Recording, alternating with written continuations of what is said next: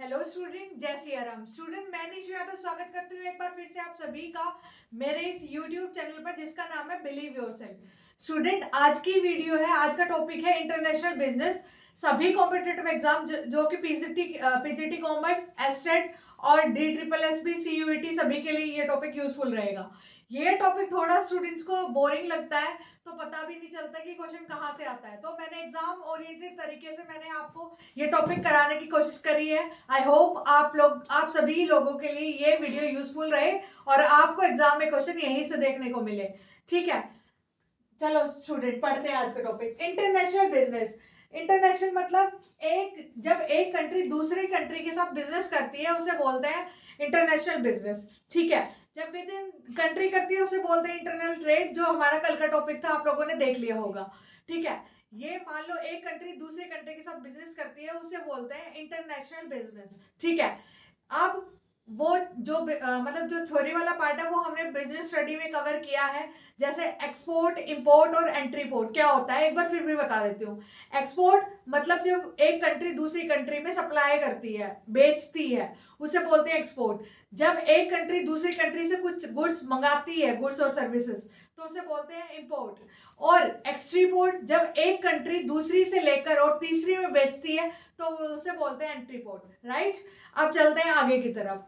बेटा, international trade और international business, what is the difference between in these two terms. ठीक है, तो क्या डिफरेंस है, इंटरनेशनल ट्रेड क्या होता है और बिजनेस क्या होता है। जब हम लोग सिर्फ सेल परचेज करते हैं गुड्स और सर्विसेज में, मतलब मैन्युफैक्चरिंग नहीं करते हैं, तो उसे बोलते हैं इंटरनेशनल ट्रेड। ठीक है, एक जगह से लेकर दूसरी जगह बेच रहे हैं, मैन्युफैक्चरिंग खुद से नहीं करी है, उसे बोलते हैं international trade. International business means जब मैन्युफैक्चरिंग भी खुद कर रहे हैं और सेल परचेज भी।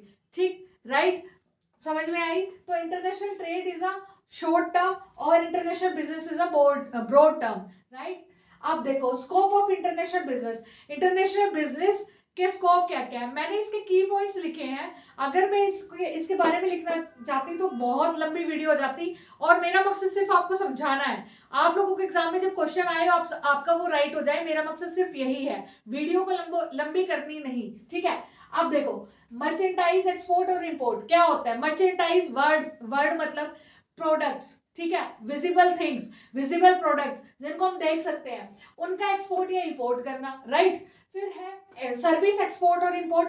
सर्विस मीन्स जो दिखाई नहीं देती बट मतलब सेल परचेज होती है, जैसे insurance services, banking services, teaching services. ठीक है, तो एक्सपोर्ट इंपोर्ट इनका हो रहा है, तो वो भी इंटरनेशनल बिजनेस का पार्ट होता है। Licensing and financing, franchising, sorry, licensing and franchising. Licensing मतलब जब एक बिजनेस दूसरे बिजनेस को क्या दे देता है, फ्रेंचाइज दे देता है कि पर्टिकुलर तुम ये बिजनेस कर सकते हो, तो उसे बोलते हैं फ्रेंचाइजिंग। और लाइसेंसिंग का क्या मतलब हो गया, लाइसेंस होता है किसी सर्विस का, फ्रेंचाइजिंग होती है किसी प्रोडक्ट के लिए। राइट, जैसे मैकडोनल्ड ने अगर अपनी फ्रेंचाइजी किसी को दे दी तो वो अगला बंदा मैकडोनल्ड के बर्गर सेल कर सकता है। राइट, अगर लाइसेंसिंग है तो सर्विस, राइट, जैसे मिथुस फिनेंस है, वो अपनी सर्विस किसी को प्रोवाइड करवा दे, उसे बोलेंगे। देखो FDI, what do you mean by FDI. FDI की फुल फॉर्म है फॉरेन डायरेक्ट इन्वेस्टमेंट। ठीक है, फॉरेन डायरेक्ट इन्वेस्टमेंट मतलब जब एक कंट्री दूसरी कंट्री में आकर और डायरेक्टली इन्वेस्ट करती है, वहां पर पैसा लगाती है और बिजनेस बिल्ड करती है अपना, उसे बोलते हैं एफडीआई। ठीक है, जैसे जापान की कोई कंपनी यहाँ पर आ गई, जैसे मारुति सुजुकी। राइट, तो सुजुकी जापान की कंपनी है, तो यहाँ पे आके क्या करा उन्होंने, इन्वेस्ट किया और यहाँ के बंदों को एम्प्लॉयमेंट मिली, और क्या हुआ, पैसे लगाए, तो यहाँ पर यहाँ की इंफ्रास्ट्रक्चर में भी सुधार आया। ठीक है, फिर उसके बाद एफपीआई। एफपीआई क्या होता है, foreign portfolio investment. Foreign portfolio investment क्या है और एफडीआई, इन दोनों में डिफरेंस क्या है बेटा। दोनों में डिफरेंस है कि एफडीआई में तो डायरेक्ट कोई दूसरी कंट्री की कंपनी आकर हमारे यहाँ पर बिजनेस सेट करती है, ठीक है, ग्राउंड बेसिस पर। और एफपीआई मतलब जब यहाँ पे कोई बिजनेस पहले से बिल्ड है इंडिया का, उसके शेयर खरीद ले, उसे बोलते हैं portfolio investment. Right, I hope आप लोगों को समझ आया होगा।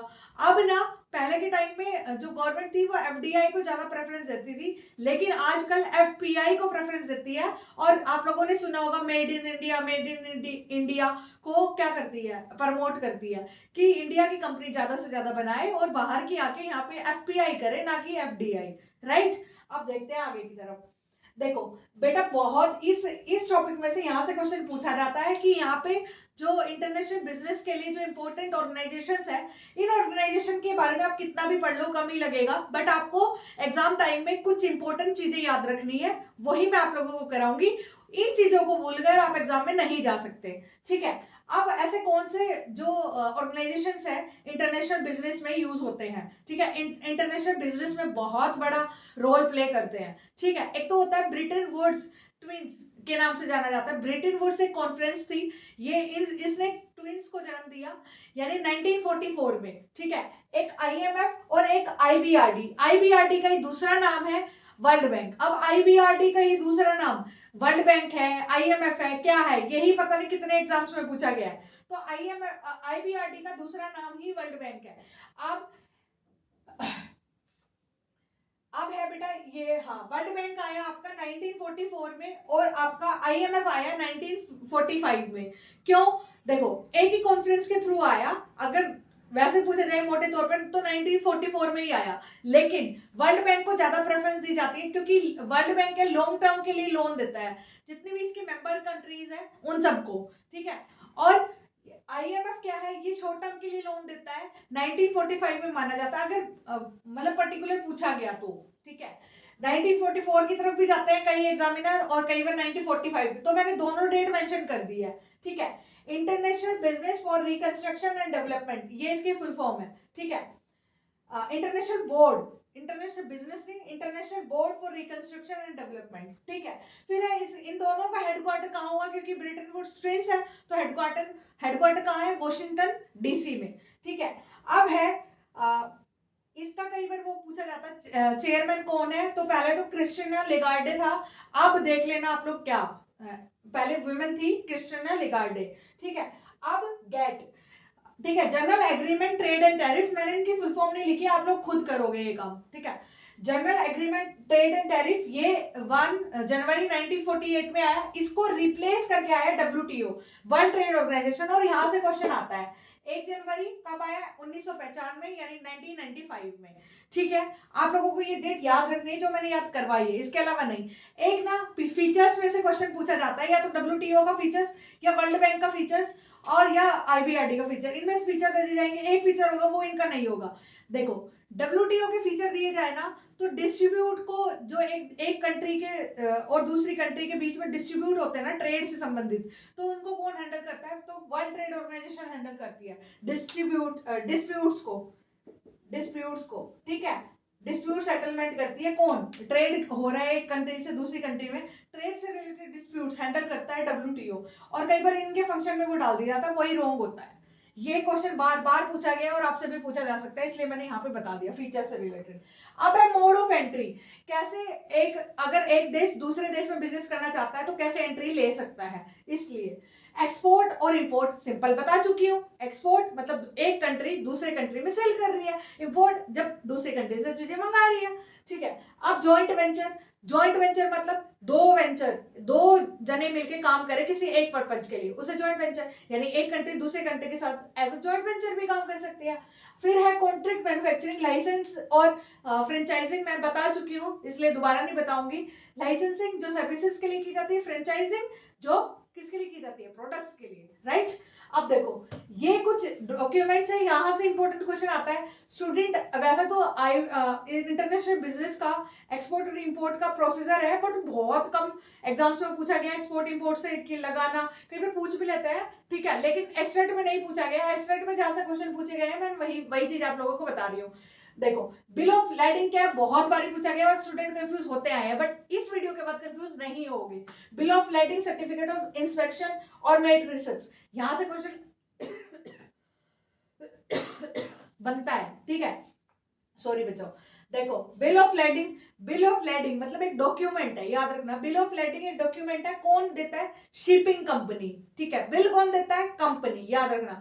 Bill of lending company, shipping company, बस वो ऑप्शन में देगा शिपिंग कंपनी कौन देता है, ऐसे, ठीक है। ये क्यों देती है? वो शिपिंग कंपनी ना एक तरह का एक डॉक्यूमेंट होता है, वो एक ऑफिशियल रिसिप्ट होती है, और कंपनी उसमें ये मेंशन किया होता है, हाँ जी आप गुड्स हमारे थ्रू भेज रहे हो, ठीक है, आपके गुड हमने रिसीव किया, एक तरह से ये होता है, ठीक है। और हमारे जो जो भी वो चीजें जिस भी कंपनी के थ्रू हम शिपिंग करवा रहे हैं उसमें रखा गया, बस ये मतलब होता है। तो आपसे पूछा जाएगा बिल ऑफ लेडिंग कौन इशू करता है, तो शिपिंग कंपनी, बस आपको इतना याद रखना है। सर्टिफिकेट ऑफ इंस्पेक्शन, जब एक कंट्री दूसरी कंट्री में एक्सपोर्ट करनी होती है कुछ चीजें, तो ना जो इंपोर्ट एक्सपोर्ट करने वाले ऑफिसर्स होते हैं ना, वो क्या करते हैं, उनकी क्वालिटी को चेक करने के लिए आते हैं, ठीक है। आप लोगों ने मूवीज में देखा होगा कि क्वालिटी चेक करने आएंगे, ये सब ये ड्रामे होते हैं बहुत, है ना। हाँ, तो वो सारा क्या होता है, क्वालिटी चेक करते हैं। आप पूछोगे मैम क्वालिटी चेक क्यों करते हैं? क्योंकि अपनी कंट्री से माल कहीं और जाएगा, गुड्स या सर्विसेज, तो अगर खराब निकला तो अपनी कंट्री की बदनामी है ना, इसलिए उन ऑफिसर्स की ये ड्यूटी होती है कि वो क्वालिटी चेक करें, ठीक है। तो क्वालिटी चेक करने वाले कौन होते हैं, तो ये पूछा जाएगा, या फिर इसकी फुल फॉर्म EICI, तो export inspection council of India, ये पूछा गया है क्वेश्चन, ठीक है। DSSS में पूछा गया, RPSC में पूछा गया, इसलिए मैंने इंक्लूड किया। DSSS में पूछा गया और RPSC में पूछा गया, और यहाँ से एस्टेट में भी पूछ लेते हैं, एस्टेट में ये और ये पूछा गया है, ठीक है। क्या पता इस बार ये पूछ ले, तो मैंने ले लिया।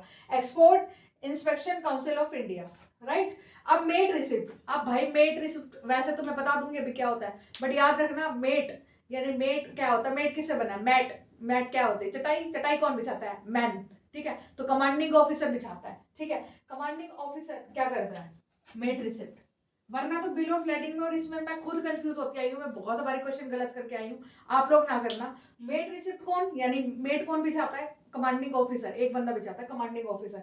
Given by commanding officer of the ship to the exporter after the cargo is loaded on the ship, जब कार्गो शिप पे लोड हो जाता है तब देता है कौन? Commanding officer. क्या? मेट रिसिप्ट, ठीक है। Bill of lading shipping company, और जो इंस्पेक्शन के लिए कौन आता है? EICI, ठीक है, export inspection council of India, ठीक है। आई होप आप लोगों के लिए ये वीडियो यूजफुल रहेगी, और ये कुछ लास्ट के टॉपिक्स है, शॉर्ट में करके जाओगे तो भी काम चल जाएगा। जो इंपॉर्टेंट है उनको डीप में लिया है, जो इतने इंपॉर्टेंट नहीं है उनको शॉर्ट में लिया है, बिकॉज इसमें कितना भी पढ़ जाना, याद कुछ भी नहीं रहता इन टॉपिक्स में, ठीक है, याद कुछ भी नहीं रहेगा। इसलिए मैं इंपॉर्टेंट जो याद करना जरूरी है, जहाँ से क्वेश्चन बनते हैं और बनते रहेंगे, वही चीज करा रही हूँ, ठीक है स्टूडेंट। मैं अब ये कहने का कोई फायदा नहीं है कि मैंने क्रैश कोर्स वगैरह चलाया हुआ है, क्योंकि आप लोगों को लगता है ये अब आगे यूजफुल नहीं रहेगा, क्योंकि कम टाइम बचा है, क्योंकि करोगे तो आप अपने मन की ही ना, तो इसलिए फिर भी बता देती हूँ कि क्रैश कोर्स है एस्टेट का। अगर कोई इस बार ना सही अगली बार के लिए भी प्लान कर रहा है तो वो अभी परचेज कर सकता है, क्योंकि जब एस्टेट का एग्जाम हो जाएगा उसका प्राइस मैं बढ़ा दूंगी, 2000 कर दूंगी पूरा, अभी डिस्काउंट पे है, ठीक है। आप लोग क्रैश कोर्स अभी भी मतलब अभी भी लेते हो तो इसके लिए भी यूजफुल हो जाएगा, और वैलिडिटी उसकी बढ़ जाएगी, तो आगे के लिए भी यूजफुल होगा, ठीक है। नोट्स मैं बता चुकी हूँ, 799 में अवेलेबल है, आप लोग ले सकते हैं और एस्टेट के लिए प्रिपेयर कर सकते हैं, ठीक है स्टूडेंट। मैं निशु यादव एंड करती हूँ मेरी इस वीडियो को, मिलती हूँ किसी नई वीडियो में, तब तक के लिए जय सिया राम।